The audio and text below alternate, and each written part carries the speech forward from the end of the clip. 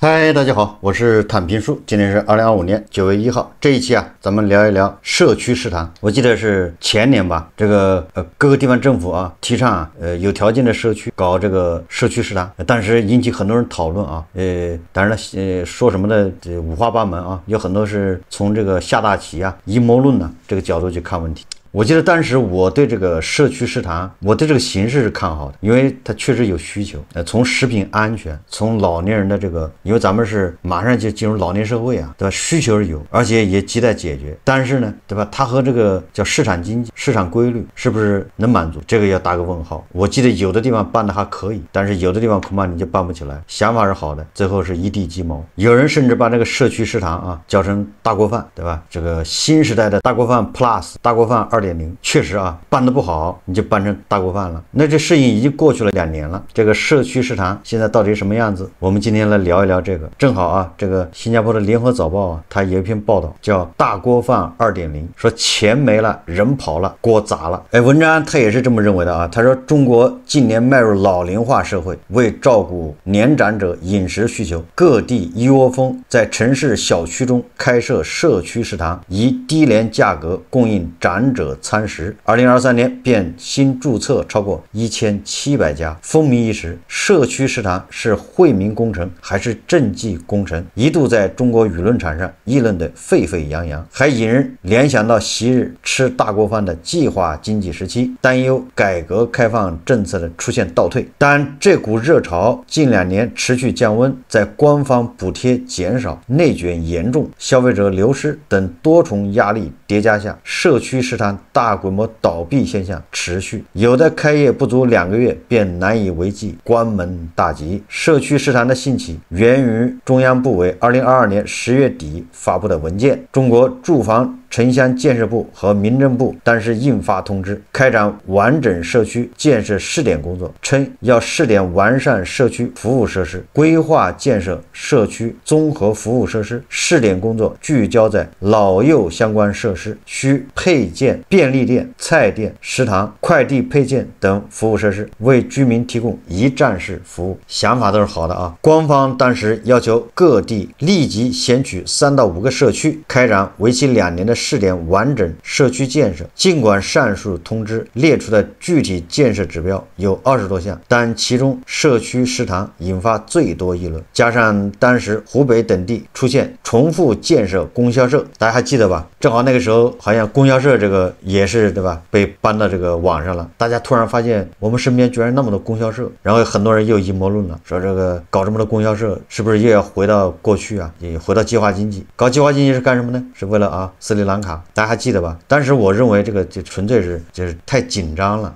为什么呢？因为供销社其实就在我们身边，从来没有离开过，这好多人只是忽略了，你知道吧？因为供销社经过改革之后它不再叫就像淘宝一样的对吧？像那个阿里以前的供销社是 B2C、B2B、B2C 它都干，后来市场化竞争之后B2C 这块它干不了了，成本太高所以 B2C 这块对吧？这个民营的这些超市外资的商超对吧？霸占了，然后这个供销社就退到 B2B， 这很多人恐怕不知道对吧？这个真正的流通领域那巨无霸都是供销社现在供销社觉得光做 To B 没啥意思对吧？ To C 还要捡回来，所以他开好多什么对吧？供销社什么超市对吧？供销社直营的商超，这个也不了了之了。现在还有人提吗？这个联合早报说他说加上当时湖北等地出现恢复重建供销社的报道，以及中国供销总社招聘公务员的招聘启事，也让外界产生中国是否倒退到计划经济时代的联想。当时不是说计划经济当时都是传言说这个把这个收紧是为了对吧？解放那斯里兰卡在3年冠病疫情接近尾声的时候，社区食堂2022年下半年雨后春笋般冒现，隔年全中国社区食堂经营主体多达6700多家，不仅北上广深等1线大城市遍地开花，成都、武汉等西部、中部城市也都涌现一批社区食堂。根据这个明报报道说，社区食堂的经营模式是由当地街道办出资，在委由官方批准的餐饮业者经营，定价略低于市面的饭馆，其中一些地方甚至标榜国国营食堂开业。针对外界议论，有基层官员解释，现在办的社区食堂是社区服务的一环，不是搞大锅饭那一套，主要为服务社区老年人，解决他们的饮食问题。澎湃新闻也发社论指出，社区食堂在应对疫情时有反复的中国老龄化社会意义重大，这只是给老年人多一项选择，不是取代既有的市场化餐饮场所。香港时事评论员刘月绍则分析，由于中国经济收缩，地方上物资和民生供应链可能出现不足，官方必须防止出现危机，影响社会稳定。国营食堂因此可能是调配物资、管理社区的应变方式。这个都属于阴谋论呢，都是说往计划经济上走。我记得当时还出了一个概念，也不叫概念嘛，一个提倡叫什么统一大市场，很多人把这联想到一起那就是搞计划经济了，也开倒车。实际上不是这个联合早报说他说社区食堂是国进民退的现象。美国南卡莱罗纳大学教授谢田认为，社区食堂和供销社都是国有垄断企业，会慢慢控制所有商品来源和上游农产品，垄断价格，挤压民营小企业。菜市场、餐馆的空间是国进民退的表现。这个也纯粹就是阴谋论下大棋。为什么呢？刚才已经说过了那个供销社他就从来没离开过他一直在对吧？比如说北京那个超市物美吧，那他大股东就是供销社对吧？这个什么中华什么供销总社下面多少家上市公司这都属于对大国不了解的人就是这个巨无霸突然露出水面了，把大家吓一跳，不大家以为供销社不就完蛋了吗？已经吗？实际上人家从来就没离开过你看各个地方政府还有糖烟酒公司呢，那玩意儿干啥的？谁知道你要不做这一行，你根本就不知道什么糖烟酒公司是干啥。我告诉你，所有的这个，你比如茅台，你要到北京经销，你得第一层皮必须让这个糖烟酒公司去扒，对吧？否则你甭想在这卖。他一直在台媒引述不愿具名的北京学者说这类食堂主要是为老年人服务，在一定意义上确实能够提供方便与平价餐饮，但在中国地方财政逐渐恶化，特别是核酸检测挤占可观经费的情况下，地方财政能否增设并长期支持社区食堂运作，值得观察。果不其然，社区食堂不可持续的局面日益恶化。据《新岛日报》、台媒等本周报道，北京、西安、沈阳、杭州多地社区食堂自去年以来大规模歇业。报道称，这些社区食堂开办之初，因获地方政府补贴或租金减免，而能以便宜价格提供一荤两素12元、两荤一素15元的餐食，吸引老年甚至年轻客群。但随着地方政府财政捉襟见肘，部分社区食堂失去补贴，便无法提供便宜饭菜，造成客源流失，最后只能关闭。部分社区食堂陷入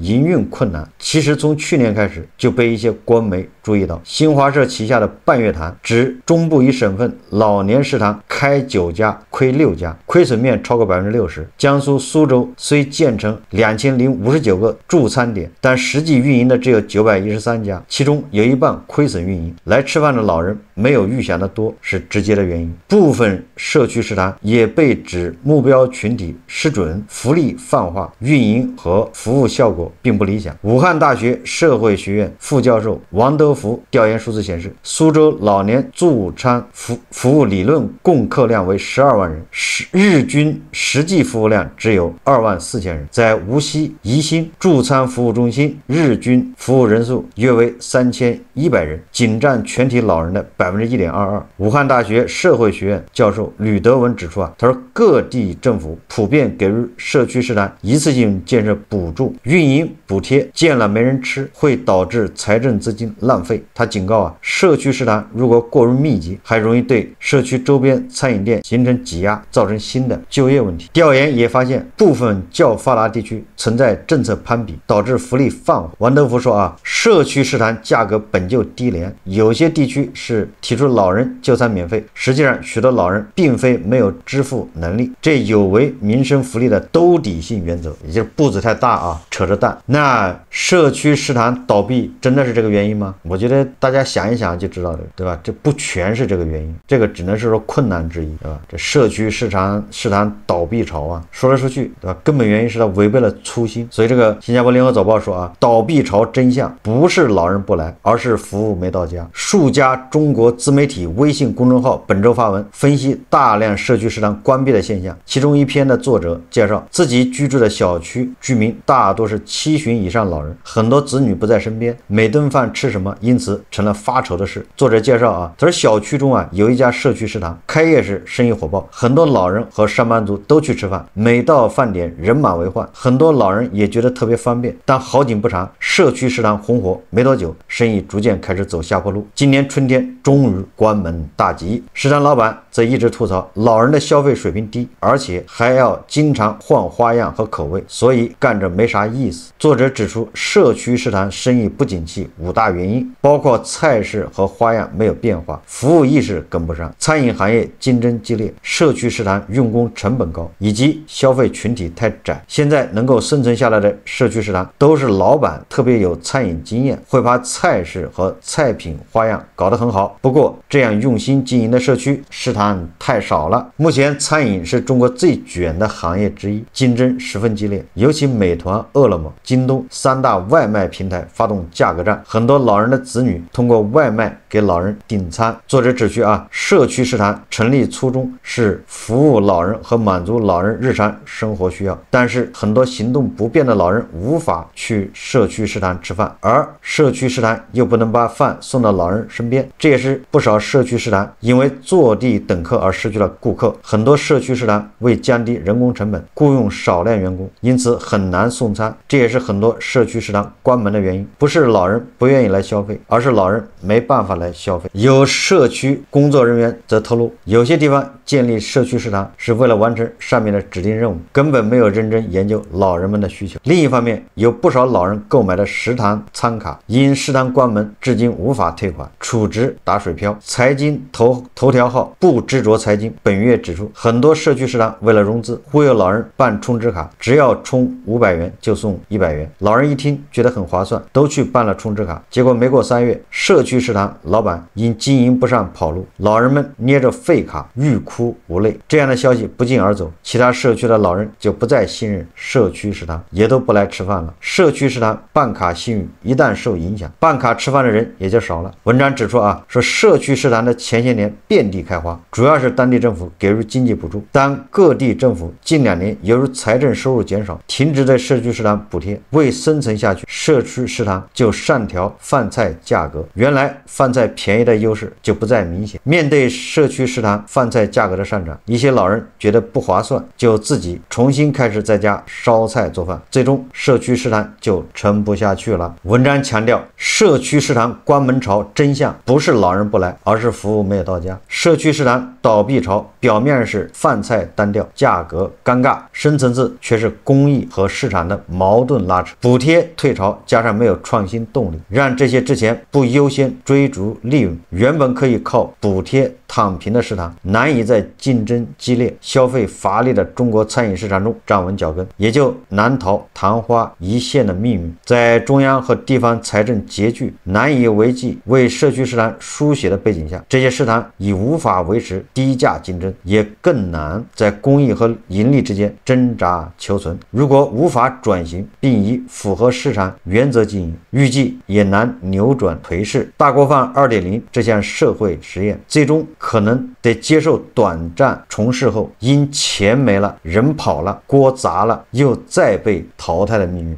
在上海5年下来，居民还好评的社区食堂，你见过吗？价钱嘛比外面便宜一些，打8、5折，那么一个人只20块左右，15块也可以的，蛮好的，可以。但是这里一开就可以吃到现在。5年下来感受怎么样？感受啊，都很好的。不仅菜品种类齐全，鱼肉鲜蔬、馒头烧麦，还有糕点，而且90岁以上老人还免排队哦。今天我们来到了上海第一批健康食堂彭3社区食堂，食堂涵盖早中晚餐，每日菜品现炒现做。我们夹一块大排看看，色泽还不错。我们的肉包是2块2，然后打折下来就1块多钱。我们的大荤在20个，小荤20多。我们一天菜品连点心加起差不多50样吧。我每天来吃。自己家里不烧饭是吧？不烧饭，2个人年纪大了再买菜烧不方便，买菜还要回去捡，还要洗。这里你看一次就走路了，是用一个适老化改造的这样的一个餐桌和椅子，西中边的少是这样，一做好以后，它可以进行就餐，然后再向转出来，它就可以就餐。这里卫生啊，小菜味道都挺好的。这小区里有行动不便的老人，我们都把菜直接送到家里的。要收钱吗？我们是免费送的。另外，这里每逢佳节还会给老人举办活动，提供慰老服务。真希望我奶奶家附近也有这么一家社区食堂。这个社区食堂啊，为什么现在搞不下去？实际上是违背了它的初衷。这个社区食堂是以这个叫惠民、兜底、微利，对吧？然后主要是为社区的老年人服务的，配合这个咱们老龄化。那这个社区食堂非常有必要的。有人就说了，那周边的小餐馆都能解决，所以这个就是社区食堂优势是什么？社区食堂的优势应该第一个是食品安全，对吧？你主打食品安全，几个小区，对吧？共用一个社区食堂。这个量是够的，就是消费群体是足够的。那为什么没人去呢？那还是你的问题。当然了，我也不能否认啊，就是说你这个概念是不是早了一点？因为现在这一批老年人啊，主要是退休嘛，实际上社区食堂啊，不光老年人吃，很多上班族也去吃，对吧？只要你质量可以，食品安全能控制，价格亲民，我认为社区食堂主打是安全、可追溯。现在这批老年人呢，他苦日子过惯了，对吧？很多人他没有那个意识，他宁愿自己在家做，对吧？这确实很多老年人啊，自己做饭省钱。你要说把他的观念给改过来很难，对吧？这个比登天还难，所以最好是放过他们。那等到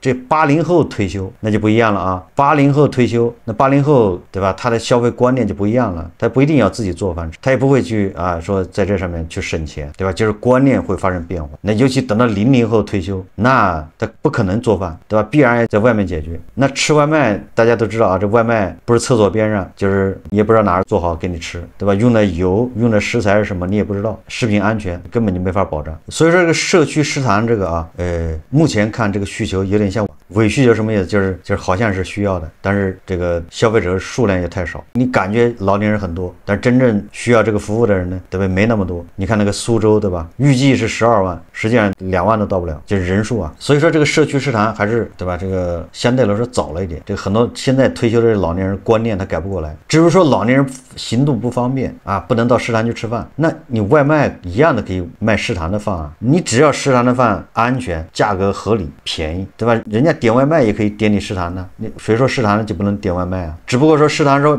这个外卖的这个配送的费用我承担不了，因为本来就是薄利多销啊，我也不赚钱。那配送的什么？那你要不来吃，你自己点外卖的话，那你就支付这个配送费就完了嘛。所以这些都不是问题啊。所以我觉得社区食堂啊，一个是本着服务老年人，第二个最主要它主打是安全。在这个基础上，地方政府对它进行一定的补贴，对吧？比如说这个，因为很多地方政府它的有那个自己的这个物业啊、底商啊，对吧？你又走不出去，你给人便宜点，5折、4折、3折，对吧？很多那个底商也是空着的，那底商都是有很多底商是地方政府的啊，我们看到的都是不成功的啊，但实际上也有很多社区食堂搞得很红火火。